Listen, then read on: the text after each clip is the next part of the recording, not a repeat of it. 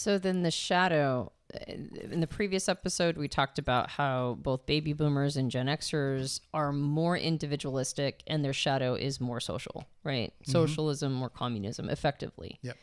And with millennials, it's like you mentioned, it's a yin yang. Mm-hmm. It's more the persona is social.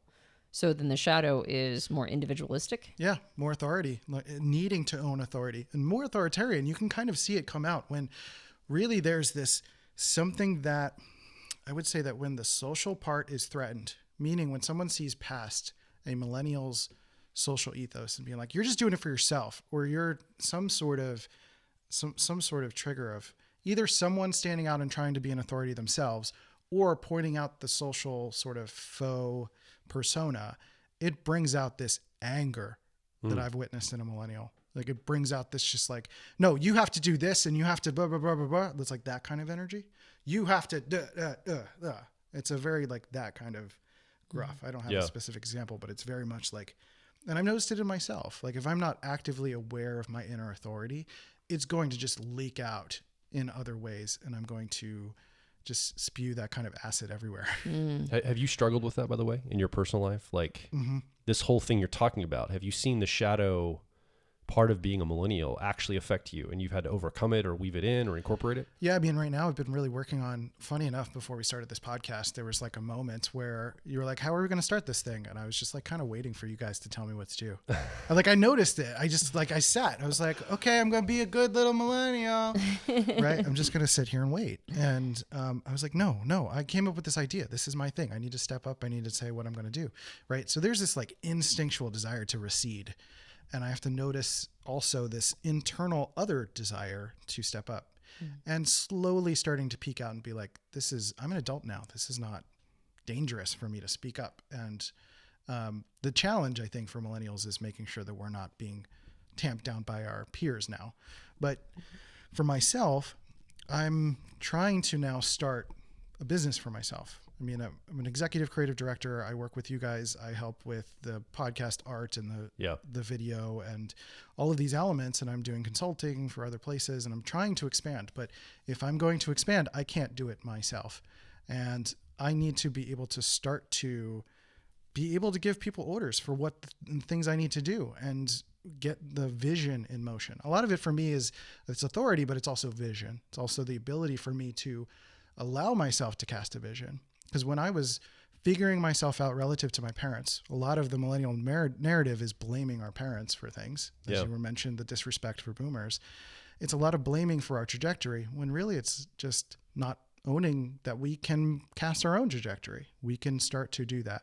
So that's one of the impetuses for getting into generational theory is looking at all of the nodes that led up to my existence, all of the nodes that led my parents to be the prophet generation that they are. And why, someone like my dad would make a lot of comments to me saying like, oh, you're going to pay for my bills one day. You're going to do X, Y, and Z. You're going to do this. In retrospect, it's just all of the casting. And it's not because they're doing anything malicious. It's because that's just how he knew how to operate. And that's how he got what he needed. Mm-hmm. So if I can separate myself from that narrative and start to step into my own authority and realize in little ways how I can do that by sort of correcting my language. I literally just used the word sort of, right? But there is a lot of non-committal language that I notice within myself. And I'm starting to own those, the changes in that and owning that, I have things to offer the world personally. Oh yeah. Yeah. Well, and you work with us because you're super competent. And as Xers, we need that. We're like, Christian's competent. He's the right guy. I was thinking about this idea of you called it an authoritarian shadow, right? Yeah. And we know shadow content because we get triggered and the trigger is the mirror back to us that there's something in the shadow. Yep. Right. Which is what we discussed last week. And this idea of, maybe you can help me sort of get clarity on this, but I remember Joel made a tweet one time. I thought it was pretty innocuous and I thought it was actually extremely accurate. But he said, children spell love Time. And parents spell love Obey. And obey is a very authoritarian word. And I can't tell you how triggering it was to people. like it was upsetting to them that Joel used the word obey. Well, young people particularly. Younger, like people in the millennial age bracket. Yeah, older people don't care. But in the younger age bracket to millennials and people who are parents themselves that was really disturbing. And my thought was, well, don't you want you've got toddlers, don't you want them to obey? I say don't go in the street, don't you want them to listen? Like isn't obedience a necessary component for small children so that they don't say die, right? And but just the word obey was so triggering. And that came up for me when you were talking about this authoritarian shadow. I'm assuming that shadow got prodded a little bit. Yeah, it feels intense, and even hearing it, I'm like, oh, that's a visceral word. I don't feel as triggered by it, but it's like there's an intensity to it, and it's weird because it feels like I wouldn't necessarily tie a strictness to my parents' visions, but it's a strictness of going through the vision itself. Maybe my parents were not necessarily mean to me in a strict authoritarian sense, but it's like authority in the direction in a way. And I've noticed this other, like millennials as parents is interesting. I saw an article recently about millennials being kind of egalitarian with their kids. They're allowing their kids to make decisions in the family, how to spend money, how to make decisions in what they want to do in their room, right? And letting them be a part of the family. Maybe that's a part of like the crisis time period and giving them something. But at the same time, it's this desire to not want to be the authority, the lording over the family, like this, old school dad that comes home from work and it's like, everybody be quiet. Your dad loves you. He just doesn't want to see or hear from you.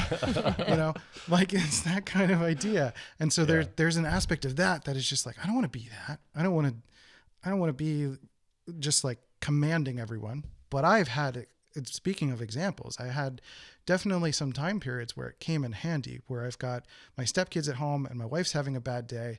And I'm like, I know how to control this situation. I know how to get the kids to make sure that they're fed and taken care of. And I'm taking care of them. It's almost like aggressive housewifing in a way. I'm like, I'm getting all the food taken care of. I'm doing everything, but I'm like, you stay in this room. You stay in this room. Molly, you stay over here. You're going to rest. You're going to hang out. You need to recuperate. I don't want to hear it. Just do your thing, regroup. And you stay over here. You do your thing. I'll get you nuggets. I'll get you this. I'll do this thing.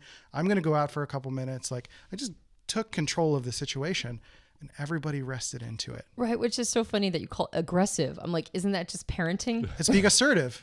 Right. It's just being assertive. It's just being a father. But there's an uncertainty to you. There's an uncertainty to it. Because you're like, is this okay? Am I allowed to do this? This is aggressive. Yeah. Like what's going to be the fallout of this? What's going to be the response to this?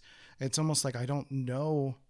There's an unknown there. It feels like I'm not really sure if this is going to be okay, not even just for the moment, but like for my kids' future. They're going to be in therapy talking about me in 30 years. Making them that nuggets that night. Making them that nuggets that night aggressively and throwing him in their mouths, right? So you're having sauce with this one. Yeah, you're taking ketchup. I'm not giving you anything else. But like, it's like owning those things. It's made life a lot easier for sure. Mm-hmm. So I have to ask, what's our theory here on this? Because you're saying that the word obey, you even just hear this word like obey. Oh, it makes you feel. and I think there is a little bit of a resistance to the idea of authority and authoritarianism and all that. Yeah. And yet, again, from my Gen X perspective, I can't tell you how many times I look around and a government official or somebody in charge of something or a business owner says jump. And it looks like all the millennials go, how high? Let's do it. We'll jump even before you ask us. Yeah. We'll wear whatever garment you tell us to wear. We'll go wherever you tell us to go. Mm-hmm. We'll put any flag in our profile that you tell us to put. Mm-hmm. Like, we're going to get on board. You tell us what to do, and we will obey implicitly. Right. And because of that repression of authority, there's almost a desire to find an authority. Yeah. It's like, I want someone to replace my father figure or my mother figure. It's like, I want a Stacey Abrams to step up or a Jordan Peterson to step up. It's like, regardless of the political identity, it's like, sure, you want to find some person to tell me how to live my life. So and that's what's interesting about this time period. And it's a little, sometimes, speaking to the authoritarian shadow, it feels a little scary. This idea that there's so many people who are in the millennial ecosystem willing to submit themselves to what's the word? Sacrifice in order to enable one person's vision that they fully believe in. Yeah. Versus taking their own sovereignty to say like, oh no, wait, there's nuances here. We need to make personal decisions.